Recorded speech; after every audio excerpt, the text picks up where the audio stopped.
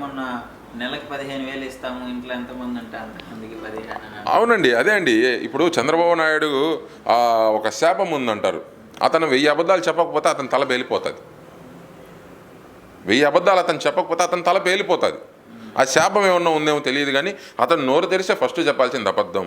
రైతు రుణమాఫీ చేస్తానని చెప్పి ఆ రోజు ఎంతోమంది రైతుల కోసం ఓట్లేసి గెలిపించారు. వాళ్ళని ఏం చేశాడు?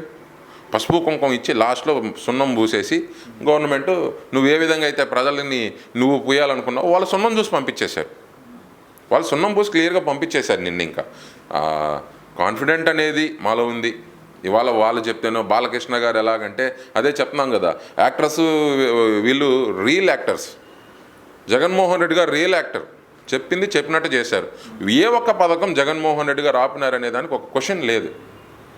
చెప్పిన ప్రతి పథకాన్ని టైం టు టైం ఇంప్లిమెంట్ కావచ్చు, టైం టు టైం ఫండింగ్ కావచ్చు, ప్రతి ఒక్క పథకం మీద కాన్సన్ట్రేషన్ కావచ్చు, ఒక క్యాలెండర్ లాగా ఇవాళ ఇస్తున్నారు అనడం అది మామూలు విషయం కాదు. ప్రజల్లో ఇప్పుడు ఎలా ఉంటుందంటే 50% అన్నది మనకి పూరే, 20% మిడిల్ క్లాస్ ఉంటుంది.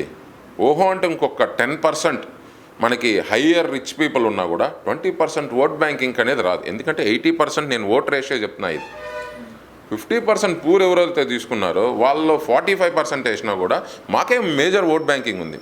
మాది పేదల ప్రభుత్వమే. మేము అదే చెప్తాం కదా, ఓల్వో బెంజు ఈ లెవెల్ మెయింటైన్ చేసేటోళ్ళకి కాదు. తెలుగుదేశంలో ఉన్నటువంటి ఓల్వో బస్సుల్లో పాదయాత్ర చేసే లోకేష్కి కావచ్చు, స్పెషల్ ఫ్లైట్లలో తిరిగే పవన్ కళ్యాణ్ లాంటి పార్టీ కాదు మాది. మేము నడిచాము. మా నేల ఎప్పుడు నడక నేల వైపే. మా నాయకుడు ఎప్పుడు జగన్మోహన్ రెడ్డి గారు పేద ప్రజలకు అండగా ఉంటారు. ఒక క్వశ్చన్ అనేది జనాల్లో ఆనాడు రాజశేఖర రెడ్డి గారి దగ్గర నుంచి కావచ్చు, ఇవాళ జగన్మోహన్ రెడ్డి దగ్గర కావచ్చు, ఒకే వర్డ్ ఉంది, వాళ్ళు మాట తిప్పరు మడమ తిప్పరు అనే పదానికి ఫస్ట్ ఇవాళ అదే అండి. మహేష్ బాబు గారు డైలాగ్ కూడా ఒకటి ఉంది, డిక్కీ బల్సిన్ కోడి వచ్చి చికెన్ షాప్ ముందు తొడగొడితే ఏమవుతుందో పులివెందల్లోకి వెళ్తే ఆయన తెలుస్తుంది. ఇవాళ కుప్పం గెలుచుకోమని చూద్దాం.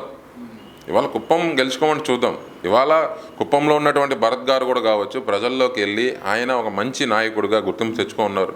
ఫ్యూచర్లో మా జిల్లా నుంచి కావచ్చు, మా యువత నుంచి కూడా కావచ్చు, భరత్ గారికి ఫుల్ సపోర్ట్ మేము ఎప్పుడు ఇస్తాము. ఆయన్ని కూడా గెలిపించేందుకు మేము సాయి విధాలా కృషి చేస్తాము. మొన్నటి జరిగినటువంటి మున్సిపల్ ఎలక్షన్స్ కావచ్చు, పంచాయతీ ఎలక్షన్స్ కావచ్చు, అక్కడ మేమేమి రౌడీలు గుండాలని చెప్పి వీళ్ళు అంటున్నారు. వీళ్ళు రౌడీజాన్ని రెచ్చగొట్టి మొన్న పొంగనూరులో జరిగిన పెద్దిరెడ్డి గారి కాన్స్టిట్యున్సీలో రాళ్లతో కొట్టండి అన్నాడు. నువ్వు మనిషివేనా చంద్రబాబు నాయుడు గారు? నువ్వు మనిషివేనా? 30 ఏళ్ళ రాజకీయ చరిత్రలో 40 ఏళ్ళ రాజకీయ చరిత్రలో నువ్వు నేర్చుకున్నటువంటి హుందాతనం ఇదేనా అని మేము అడుగుతున్నాం.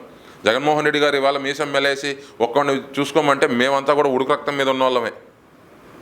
కానీ మా నాయకుడు మమ్మల్ని ఏ రోజు కూడా అలాంటి రెచ్చగొట్టే వాక్యాలు కావచ్చు, అలాంటి రాజకీయాలు మా అడుగులు చూపించట్లేదు. మీరు జనాల్లో ఉండండి. జనాల్లో ఇవాళ 175 మెంబర్స్ ఎవరైతే ఇన్ఛార్జీలు ఉన్నారో, ఎమ్మెల్యే క్యాండిడేట్స్ ఉన్నారో, మినిస్టర్లతో సహా మీరు గడప గడపకి మీ కాన్స్టిట్యున్సీలో వెళ్ళాల్సిందే.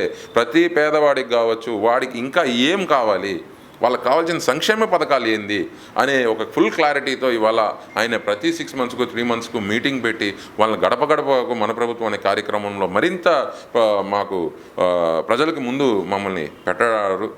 ప్రజలు కూడా విశ్వసనిస్తున్నారు. ఖచ్చితంగా ఇవాళ అధికారం మాత్రం జగన్మోహన్ రెడ్డి గారికి ఏ విధంగా మాత్రం ఎవరు దూరం చేయాలనుకున్నా కూడా అది అయ్యే పొజిషన్ అయితే లేదు.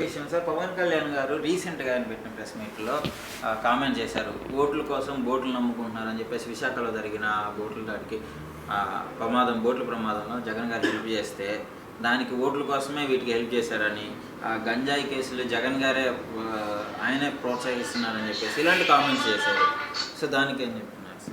అదే సార్, ఒకటి ఏది జరిగినా రాజకీయమే కావాలనుకోవడం తెలుగుదేశం వాళ్ళకి బాగా అలవాటు అయిపోయింది సార్. ఇవాళ బోట్లు దగ్ధం చేయాలంటే మనకు అక్కడ అయింది ఒక 30 బోట్లు సార్.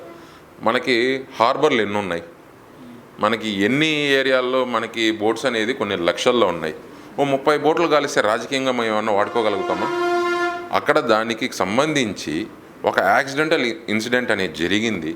దాన్ని మత్స్యకారులు ఎలా అంటే బోట్ అనేది ఎట్లా అంటే వాళ్ళకి సొంత ఇల్లులాగే.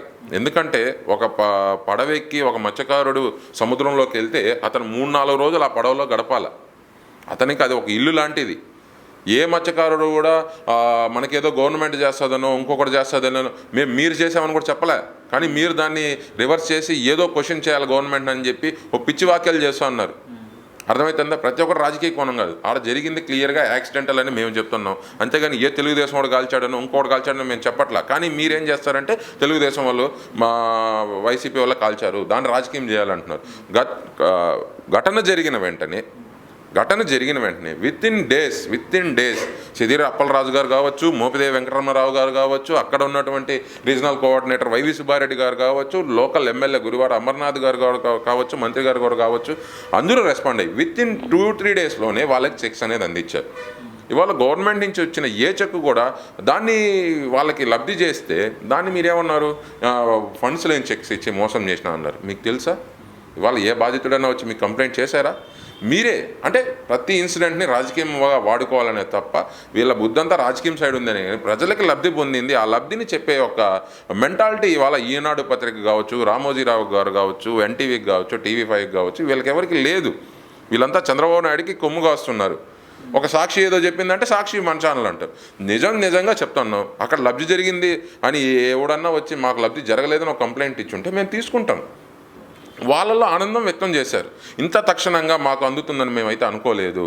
ఇంతమంది 80%, 80-95, 80% ఫండింగ్ అనేది ఇవాళ ఒక బోట్ అనేది ఏది కూడా అక్కడ లేటెస్ట్ బోట్స్ అయితే ఏవి లేవు.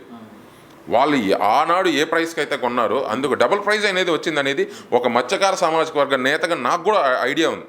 వన్నికుల క్షత్రియులుగా, ఒక అగ్నికుల క్షత్రియులుగా, ఆ కార్పొరేషన్ డైరెక్టర్గా నాకు ఐడియా ఉంది. ఒక బోట్ కాస్ట్ ఎంత, ఆ బోట్ తీసుకున్నప్పుడు దాని కాస్ట్ ఎంత. ఇప్పుడు 80% ఫండింగ్ అంటే మామూలు విషయం కాదు. అది వాళ్ళు దాంట్లో సంపాదించుకున్నారు. కానీ రేపు అమ్మినా కూడా ఒక 60% ఫండింగ్ రాగలుగుతుందేమో. కానీ ఇవాళ ఒక ఇన్సిడెంట్ అయినా కూడా ఈ గవర్నమెంట్ 80% ఫండింగ్ ఇచ్చిందంటే జగన్మోహన్ రెడ్డి గారు మత్స్యకార సామాజిక వర్గానికి ఎంత పెద్ద పీట వేస్తున్నారు అనేది క్లియర్గా దాంట్లో అర్థమైంది. అటు సైడు ఏదైతే వీళ్ళు చెప్తున్నారో వైజాగ్ కావచ్చు, కాకినాడ కావచ్చు, తూర్పుగోదావరి జిల్లాలు కావచ్చు, మత్స్యకార సామాజిక వర్గానికి సంబంధించిన వాళ్ళు ఎక్కువ ఉన్నారు కాబట్టి వాళ్ళనేదో బ్లేమ్ చేస్తే మనకేదో అవుతుంది అనుకుంటున్నారు.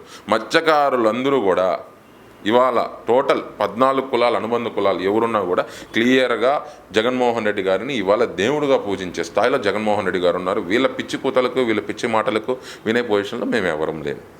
ఓకే సార్, సో 175 టార్గెట్ ఫైనల్గా ఎన్ని వచ్చే అవకాశం లేదండి. జగన్మోహన్ రెడ్డి గారు రాజకీయం చూస్తూ ఉంటే ఇవాళ ఆయన సీట్స్ మార్చే విషయం కావచ్చు, మేము అనుకుంటా ఉన్నాము ఆ టైంకి ఎక్కడ మారుస్తారులే, ఏమన్నా కాంప్రమైజ్ అయిపోతారేమో అందరి నాయకులకు అనుకుంటున్నాం. కానీ చాలా ఆయన స్ట్రైట్ ఫార్వర్డ్గా ఉన్నారు. 175 వై నాట్ అనే ఒక పదానికి ఆయన నిదర్శనం అయితే వర్క్ స్టార్ట్ చేశారు ఇప్పుడే.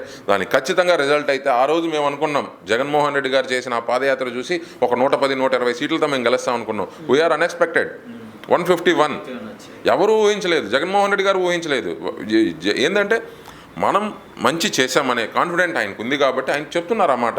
అందులో ఏ విధంగా కూడా మనం ఇప్పుడు కుప్పం నుంచి ఎత్తుకుంటే శ్రీకాకుళం వరకు ప్రతి అభ్యర్థి గెలవాలి, మీరంతా నాకు కూడా ఉండాలి, మనమంతా ప్రజలకి మంచి చేయాలనే ఒక ఇదితోనే చెప్తున్నారు. ఇవాళ ఆయన ముఖ్యమంత్రి 150 వచ్చిన ముఖ్యమంత్రి, 120 వచ్చిన ముఖ్యమంత్రి, 110 వచ్చినా కూడా 100 వచ్చినా ఆయన ముఖ్యమంత్రి అవుతారు. అర్థమవుతుందా? అలాంటప్పుడు ఆయన 175 వస్తే మాత్రం నెత్తిన కిరీటం ఏం రాదు ఆయనకి. ప్రజల్లో ప్రతి ఒక్క ఏరియాలో నా ప్రతినిధి ఉంటే నేను అక్కడ మంచి చేసినట్టు నమ్ముతున్నారు కాబట్టి ఆ విశ్వసనీయత కోసం ఆ 175 టార్గెట్ అనేది ప్రతి ఒక్క కార్యకర్త కూడా మేము కృషి చేస్తాం. ఆ టార్గెట్ని రీచ్ అవ్వడానికి మా స్థాయి శక్తిలో మేము ఆయనకు అందుబాటులో ఉండి పార్టీకి మేము సేవలు అందిస్తాం. Thank you.